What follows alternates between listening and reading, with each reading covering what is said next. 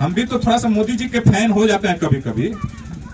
उनका चलने का स्टाइल, उनके दाढ़ी का स्टाइल, उनके बाल का स्टाइल। आप 3-3 गो ट्रेन गया से फ्री कर रहे हैं। पूरे देश में कितना ट्रेन फ्री कर दिए धर्म के नाम पे, वोट के नाम पे। आज जो आप दिखा रहे हैं कि हमको चंदा वाला पैसा मिला इसलिए राम मंदिर बना रहे हैं, और उतना पैसा हम लोग का इनकम टैक्स का पैसा, जीएसटी का पैसा कहाँ जा रहा है? आप बोले कि काला धन ला देंगे, नहीं लाए। लेकिन जो भी हम लोग का धन आरबीआई में जमा था उसको बढ़िया लूट के लेके नीरव मोदी और विजय माल्या, वो हम लोग के देश का विकास होना था। वो चीज याद नहीं आ रहा है कि किसान आंदोलन किया जिसमें 1000 से ऊपर किसान मर गए, लेकिन मोदी जी ताकने नहीं गए वहां। कुछ बात में जो अच्छा नहीं लगता है उसको दिमाग से ऐसे करके ऊपर से निकाल देते हैं, और जो अच्छा लगता है उसको दिमाग में डाल देते हैं।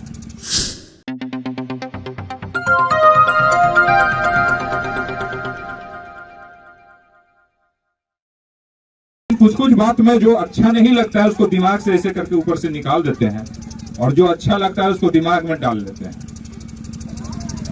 तो बहुत सारी बातों को बताएं। मैं तो सिर्फ इतना कहना चाहता हूं कि हम लोग का एक ही मकसद है, वो राष्ट्रीय जनता दल हो, जदयू हो, कांग्रेस हो, आप पार्टी हो, टीएमसी हो, या देश के अन्य पार्टी जो इंडिया गठबंधन बनाए हैं। हम लोगों ने 9 साल, ये 10वां पहुंचने वाला है। ये नहीं कि सिर्फ हिंदुओं ने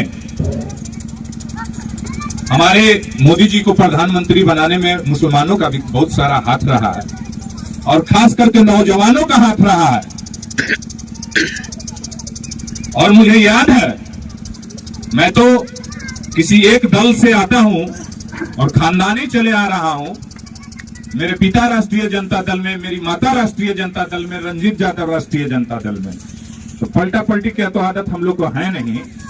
हम लोग तो एक ही दल में है और एक ही दल में रहेंगे। लेकिन उस समय मैं अपने दोस्तों से पूछता था, यार कैसे, क्या वोट देना है, कैसे करोगे?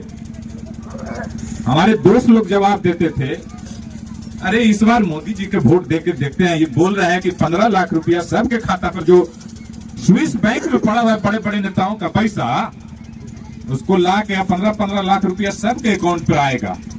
और ऐसा ईमानदार नेता कौन रहेगा जो जबरदस्ती सारा काला धन पकड़ के पूरे देश में लाएगा? हर साल 2 करोड़ नौकरी देने का वादा किया है। हमारे माननीय तेजस्वी यादव जी 10 लाख बोले थे, लेकिन मोदी जी 2 करोड़ नौकरी का वादा किए, और जब चुनाव जीत गए तो उनके जो चाणक्य हैं अमित शाह जी बोलते हैं कि जुमला था ना, ये सब चुनावी जुमला था। मैं आज भी हम अपने दोस्त से पूछते हैं कि 15 लाख आया कि ना भगवा, कि नौकरी मिला कि नहीं। लेकिन ये सब बात सोचने वाली बात है। सारे लोग समझ रहे हैं, नौजवानों के प्रति बोल रहा हूं, कोई किसी जात के प्रति नहीं बोल रहा हूं। हर नौजवान, हर वर्ग में, हर जात के नौजवान जो गरीबी से जूझ रहे हैं, बेरोजगार होकर दौड़ रहे हैं, मैं उनको बोलना चाह रहा हूं। और मैं तो यहां तक बोला, बुलबुल अंसारी साहब टीवी पे 2-3 दिन एकदम पूरे चलाए, नेशनल न्यूज पे। अजय यादव अदरी विधायक करे, तो हम नौजवान हैं, दिल की बात को हम रखे। आप 3-3 गो ट्रेन गया से फ्री कर रहे हैं। पूरे देश में कितना ट्रेन फ्री कर दिए धर्म के नाम पे, वोट के नाम पे। और अगर नौजवान लोग एग्जाम देने जाएगा, बेरोजगार लोग सिपाही में दौड़ने जाएगा, मिलिट्री में दौड़ने जाएगा, बेरोजगार लोग चेन्नई कमाने जाएगा, नोएडा कमाने जाएगा, मद्रास जाएगा, कर्नाटक जाएगा, तो जनरल बोगी में ठचम ठच भर के बैठने का जगह नहीं। और उसमें भी टीटी आएगा, अगर टिकट नहीं है तो पकड़ेगा, पैसा लेगा, नहीं तो अंदर डाल देगा। तो ये जो ट्रेन फ्री हुआ,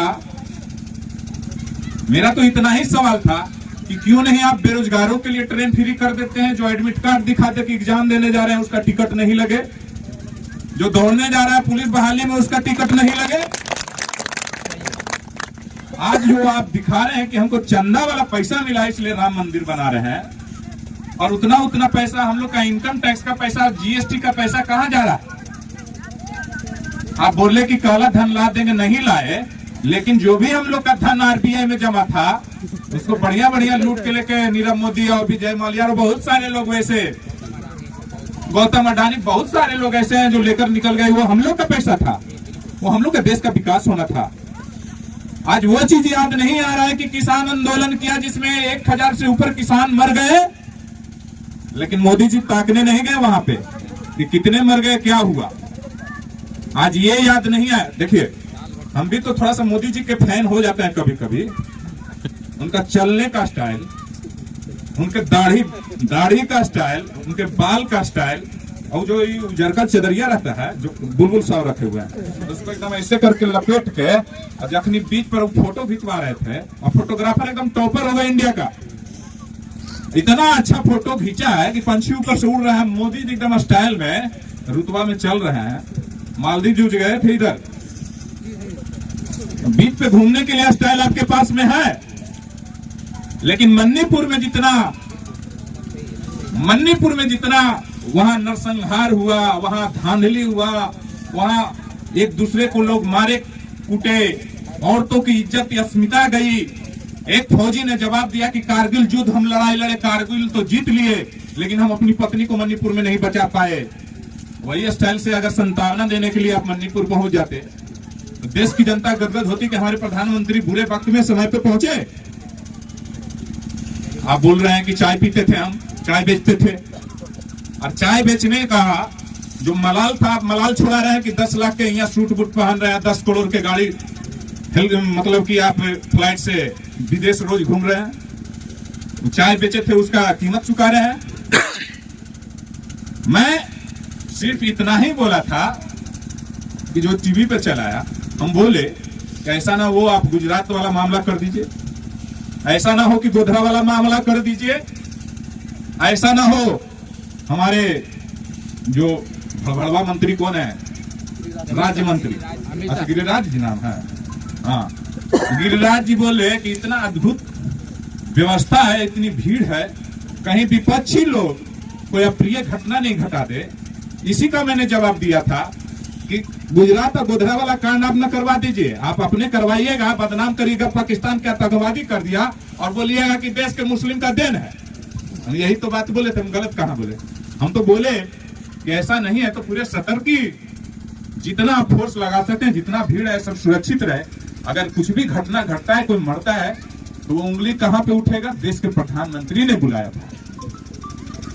और मैं इस पे ज्यादा जाना नहीं चाहता हूं, मैं सिर्फ इतना ही बोलना चाहता हूं कि हम लोग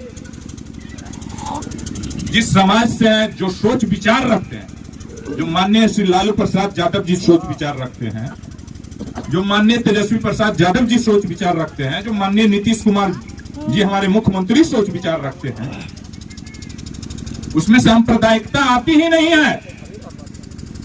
हमारे नेता बोलते हैं कि सांप्रदायिकता लाने वाले शक्तियों को हटाना है, उनको इस देश से हटाना है। जो संविधान का कानून बदल रहे हैं, अब इंडिया नाम हटा दीजिएगा, IIM का नाम कहां से रहेगा? बहुत सारे ऐसे इंडिया नाम पे है, कहां से रहेगा? सबका नाम हटाइएगा तब ना। हमारे संविधान में पहला कानून लिखा हुआ है, India that is called Bharat is a state union, first constitution of our. तो हम लोग जब पहले कानून को नहीं सुरक्षा कर सकते हैं, हमारे भाई साहब बोल रहे थे NRC और क्या क्या सबको रोड पे बैठा दिए, क्या क्या लाठी डंडा चलाए, काका सब हम लोग भी साथ थे। लेकिन इतना ही नहीं, आज आपकी मीडिया, मैं NDTV जानबूझकर देखता था, उसमें रवीश कुमार जिनको अवार्डेड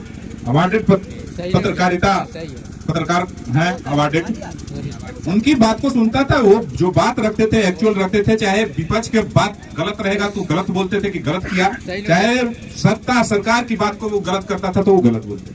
आज एनडीटीवी छोड़ दिया, अडानी एनडीटीवी खरीद लिया, सारे लोग खरीद लिए। टीवी 9 से पूछ रहा है, टीवी 9 से हमको कॉल करके मोबाइल पे दिल्ली से, उसको टीवी में जोड़े हुए पूछ रहा है आपने गलत स्टेटमेंट दिया, लोगों में आप दहशत फैलाना चाहते हैं। मैंने बोला कि मैं दहशत थोड़े फैलाना चाहता हूं। पिछला चुनाव आया था तो पुलवामा हो गया था, कुछ दिन पहले गोधरा वाला भी याद है हमको। अभी फिर भीड़ जमा कर रहे हैं तो पहले बोल रहे हैं सतर्क हो जाओ यार।